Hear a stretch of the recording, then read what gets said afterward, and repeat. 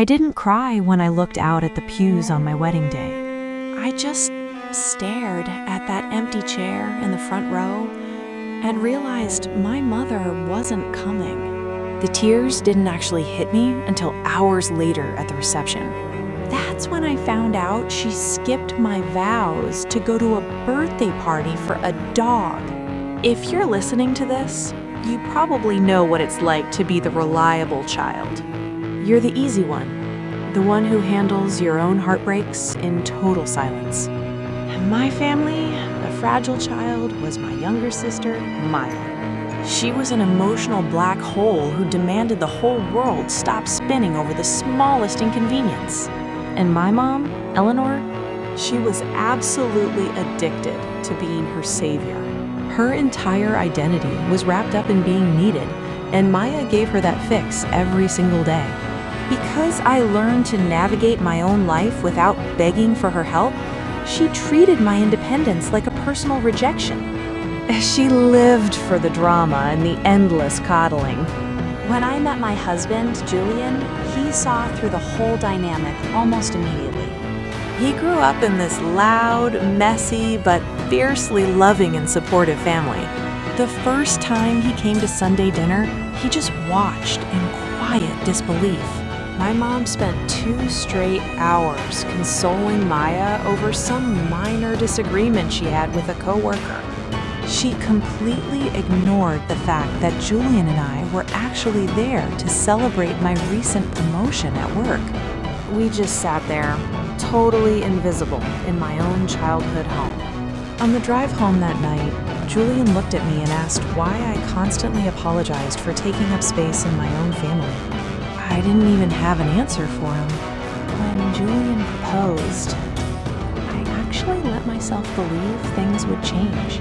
You know, a wedding is supposed to be that one time your mom finally puts you first. I really thought this would earn me just a tiny piece of the attention she gave Maya. Yeah, I was dead wrong. My engagement just sent Maya into this massive spiral of jealousy. The night we announced it, she literally burst into tears, saying our happiness was a reminder of how lonely she was. She'd just broken up with some guy after 3 months and swore she'd never find love again. Instead of being happy for me, my mom just held Maya's hand. She glared at my ring like it was a weapon I brought just to hurt her favorite kid. A week later, Maya decides she needs a dog to cope with her emotional distress. So she brings home this golden retriever puppy named Bentley. Look, I like dogs, but in my family's twisted ecosystem, Bentley wasn't just a pet. He basically became my mom's surrogate grandchild and Maya's ultimate tool for attention. Every time I tried to talk about wedding venues or catering, the conversation got hijacked. It was always about Bentley's potty training or his sensitive stomach. I really tried to involve my mom. I booked this special bridal boutique appointment just for the 2 of us. I pictured a quiet afternoon, maybe some champagne, a real moment of connection. But that morning, she called to say she was bringing Maya because she felt left out. They showed up 45 minutes late because the dog threw up a sock and Maya had a panic attack. So there I am, standing on a pedestal in my wedding dress, trying to catch my mom's eye. And she's just staring at her phone, researching emergency vets. When I finally found the dress that made me feel strong, I turned to get her reaction. She barely glanced up, gave me this tight little smile and said it was nice. Then she told me to hurry up because Maya was worried about leaving the dog alone. I bought the dress alone. I drove home just crying my eyes out. That was the exact moment I stopped asking her for help. I paid for it all myself, planned it all myself, and just accepted she was only going to be a guest. Julian held my hand the whole ride back and told me I deserved better. He didn't give me any of that toxic positivity about how family is complicated. He just sat there with me while I grieved the mom I was never gonna have. I finally accepted she was just going to be a guest. 6 months before the wedding, I sent out the formal invitations. We locked in the second Saturday in October for a beautiful autumn ceremony. A few weeks later, Maya dropped a bomb in our family group chat. She announced she was throwing a massive, catered first birthday party for her dog on the exact same day as my wedding. At first, I honestly thought it was a typo. I texted back, gently reminding her that was my wedding day. So Maya immediately sent back this huge defensive paragraph about how her preferred dog bakery was only available that Saturday. I called my mom right away, my hands literally shaking with rage. I fully expected her to tell Maya to change the date. I mean, it was a dog's birthday versus her own daughter's wedding. Instead, my mom just let out this heavy, exhausted sigh. She told me I was being overly dramatic and unbending. She said Maya was in a fragile state, and planning this party gave her a sense of purpose. When I asked how she'd attend both, she just brushed me off. She promised she'd hit the dog party first, then make my ceremony. Then she told me to stop making everything about myself. I should have known right then and there. I really should have just uninvited them both. But hope is a dangerously stubborn thing. You spend your whole life praying your mom will finally decide you're worth showing up for. The week of the wedding was an absolute blur of anxiety. By Thursday, my mom had completely stopped answering my texts. It was just total radio silence. Friday night was our rehearsal dinner downtown. Julian's family was all there, laughing, giving toasts, and making me feel so incredibly loved. But I kept watching the door. My mom finally showed up an hour late, looking totally frazzled. No apology. She just started loudly complaining that Maya was having a meltdown because the forecast predicted rain for the dog's party. Julian's mom just watched her walk out. Then she reached over, squeezed my hand, and whispered that tomorrow was about me and Julian. She told me nothing else mattered, and I clung to that like a lifeline. Then came Saturday, my actual wedding day. I woke up early in the bridal suite, surrounded by my best friends. It was supposed to be this joyful morning, but I just had this heavy knot sitting in my stomach. My mom promised she'd be at the venue by 10 for hair and makeup. 10 o'clock came and went. I called her phone, but it went straight to voicemail. By noon, my bridesmaids were exchanging pitying glances. The makeup artist kept awkwardly asking if we should save the mother of the bride's chair. Every time I said to just give her a few more minutes, I felt my dignity chipping away. At 1 o'clock, 2 hours before the ceremony, my phone finally buzzed. It was a text from my mom. No apology, just a cold message saying she was dealing with a crisis at Maya's. Bentley ate some chocolate, so she had to stay and monitor the dog. I just stared at the screen until the words blurred. I found out later it was literally a single chocolate chip on the floor, and the dog was totally fine. I didn't scream. I just locked my screen and handed the phone to my maid of honor. I told her to block my mom's number for the rest of the day. Then I stood up and put on my wedding dress. I decided right then and there that I was gonna marry the love of my life, without the ghost of my mother's approval haunting me. Walking down the aisle was one of the most surreal experiences of my life. The music was playing and the flowers looked like an absolute dream. Julian was standing at the altar, looking at me with so much love, it physically took my breath away. But as I walked down the runner, my eyes were drawn to the front row on the left side. There was this single empty wooden chair. It was glaringly obvious, just sitting there like a silent monument to a lifetime of being second best. I felt this sharp, agonizing sting in my chest, but I pushed it down. I focused on Julian. I said my vows, I kissed my husband, and we walked back up the aisle together. I survived the ceremony. We made it through the ceremony, and for a second, I actually thought the worst was over. I was at the reception, just laughing with some old college friends near the bar. It felt like I could finally breathe again. Then my cousin Sarah walked up to me. She looked incredibly uncomfortable, just shifting her weight and clutching her phone to her chest. I knew immediately that something was wrong. She pulled me aside, her voice kind of trembling, and said I needed to see something. She told me my mom didn't stay home to monitor a sick dog. Then she turned her phone around and showed me Maya's Instagram story. It definitely wasn't a vet clinic. It was a massive, sun-drenched backyard party with balloon arches and a huge buffet. And right in the middle of it was Maya, wearing a party hat and holding a perfectly healthy Bentley. But that wasn't the part that made my blood run cold. Standing right next to her, laughing and holding a custom dog cake, was my mother. She was wearing the stunning sapphire blue dress she bought specifically for my wedding. She had done her hair and put on her best jewelry for a dog's birthday party. I looked at the timestamp on the video.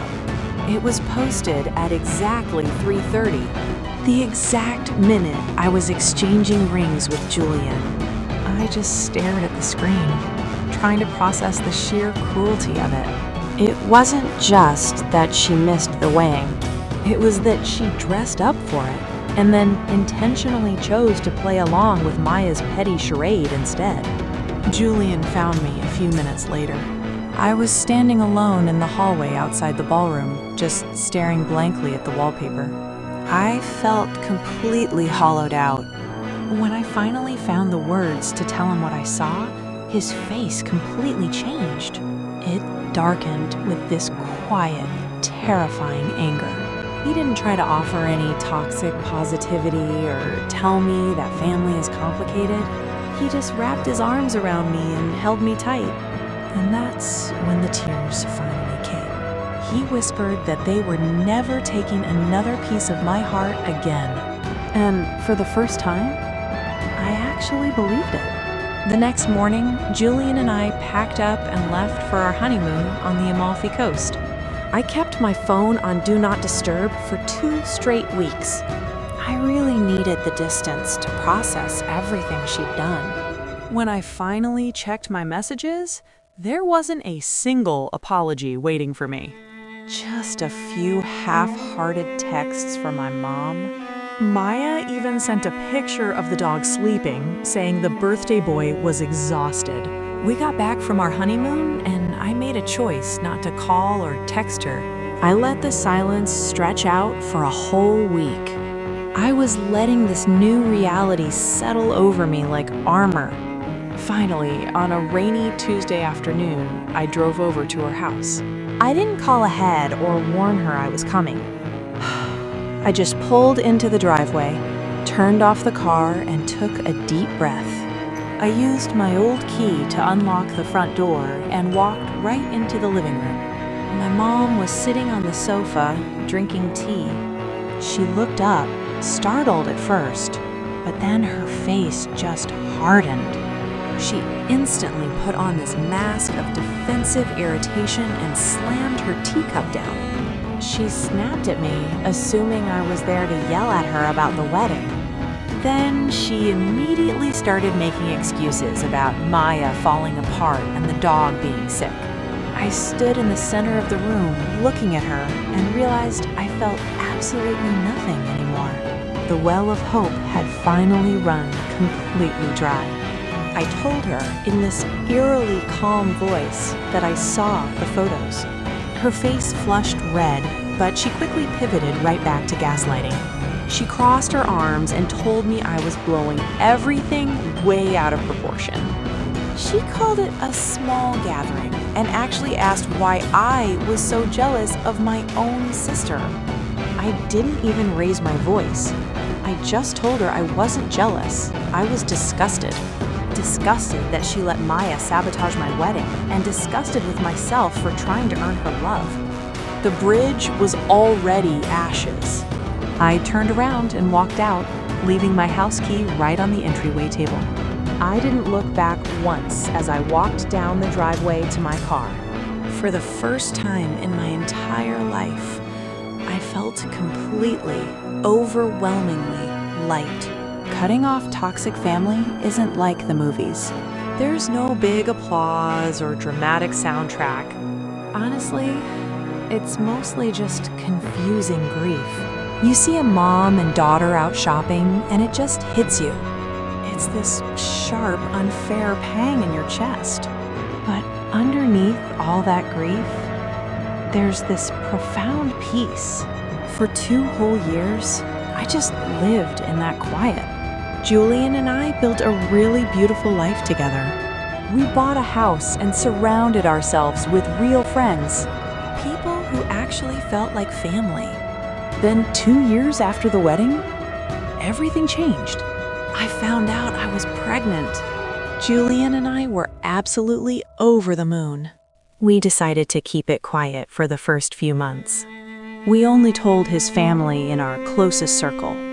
But you know how it is with social media. Secrets always leak eventually. Someone must have mentioned it in passing. Because when I was 6 months pregnant, a package showed up. A massive, expensive-looking box sitting right on our porch. I dragged a heavy box inside. The second I saw the shipping label, my stomach dropped. I recognized her elegant handwriting instantly. It was from my mother. I set it on the kitchen island while Julian watched me. I opened the box right there at the island. It was packed with all these expensive boutique baby clothes. There were silver rattles and a plush rocking horse. Just this overwhelming display of wealth. It felt so manipulative and heavy. Tucked under the tissue paper was a letter, written on her thick, cream-colored stationery. I pulled it out and just started reading in silence. She went on and on about how thrilled she was. She said she missed me so much. She talked about setting up a nursery at her house. How excited she was to be this doting grandmother. But as I read all 3 pages, it hit me. Do you know what wasn't in that letter? Not a single apology. She thought she could just buy her way back in, like she had some automatic right to my child. I looked at the gifts, and then I looked at Julian. I wasn't even angry or sad anymore. I just felt this fierce, overwhelming need to protect my daughter. I was never going to let my kid compete for love, not the way I had to. So I packed every single item right back into that box. I taped it shut. I was sending it right back to where it came from. I picked up my phone and unblocked her number for the first time in 2 years. I didn't even hesitate. I just dialed. She answered on the first ring, sounding so artificially breathless and excited. It was like she was already playing the part of the doting grandmother. She acted like nothing was ever broken. I didn't even let her finish the performance. I just cut her off, keeping my voice totally steady. I told her I was shipping the box back the very next morning. The fake joy vanished instantly. Right away, that familiar defensive edge came back. She told me to be reasonable, saying I couldn't keep her grandchild away over some silly misunderstanding. I leaned against the counter, and Julian put his hand on my shoulder. I told her it wasn't a misunderstanding. It was a choice. She chose to skip my wedding for a dog's birthday party. Her voice went up, and she started crying that she was just trying to make amends. She accused me of punishing an innocent baby just to spite her. She still didn't get it. I told her softly that I wasn't punishing my baby. I was protecting her. I spent my whole life feeling like an afterthought. I'm never gonna let my daughter sit in a room and watch her prioritize Maya's drama. She dropped the loving grandmother act completely and hissed that she was my mother. I told her that I'm my daughter's mother now, and my first job is to keep toxic people away from her. I told her she made her choice 2 years ago, and she's never gonna meet my daughter. Before she could say another word, I hung up. I blocked her number again and put my phone face down. Julian pulled me into his arms and rested his hand on my stomach. He kissed the top of my head. We just stood there in the quiet kitchen, safe in the home we built together. I shipped that box back the very next morning. And you know what? I never heard from her again. Word got back to me that Maya was absolutely furious. She went around telling everyone I was a monster for denying our mother the joy of being a grandmother. I also heard that Maya eventually got bored of the dog, so she just dumped Bentley on my mother to raise full-time. They're completely trapped now, just stuck in this miserable, codependent cage they built for themselves. My daughter is 3 years old now. She's fierce, she's joyful, and she is so deeply loved. She has never known a single day where she had to compete for someone's attention.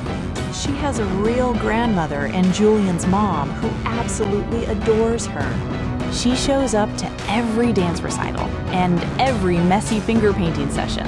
She's just there for every minor milestone with this genuine, unwavering presence. Sometimes people will tell you that family is everything.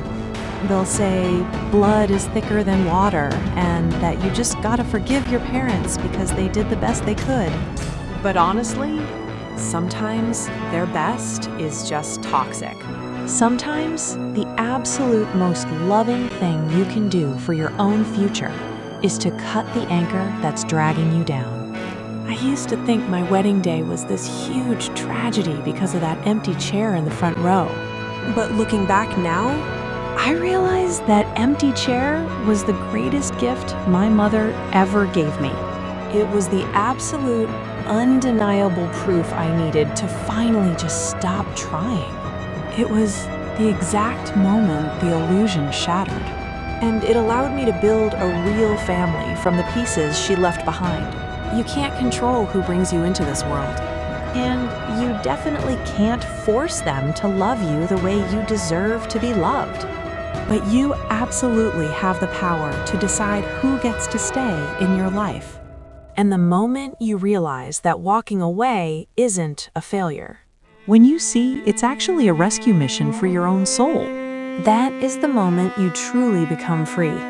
When you finally stop waiting for the apology that's never coming, the silence stops feeling like a punishment. It actually starts feeling like a sanctuary. I don't wake up with that tight knot in my chest anymore. I don't spend my weekends managing someone else's manufactured crises. Instead, I get to pour all of that energy right back into the people who actually want me here, the people who stay. Breaking a generational cycle is the hardest, loneliest work you will ever do. It goes against every instinct you were taught as a kid. But every time I look at my daughter, I know I made the right choice. She gets to grow up whole. She will never have to shrink herself to make room for someone else's ego. She just gets to be a kid. If you're standing on that edge right now, wondering if you can survive the fallout of walking away, I promise you, you can. It's gonna hurt. You're gonna mourn the family you deserved but never actually had. But on the other side of that grief, there is a life so beautiful, so quiet, and so entirely yours that you won't even recognize a person you used to be. You don't owe anyone your peace. Take your life back. You've already paid for it.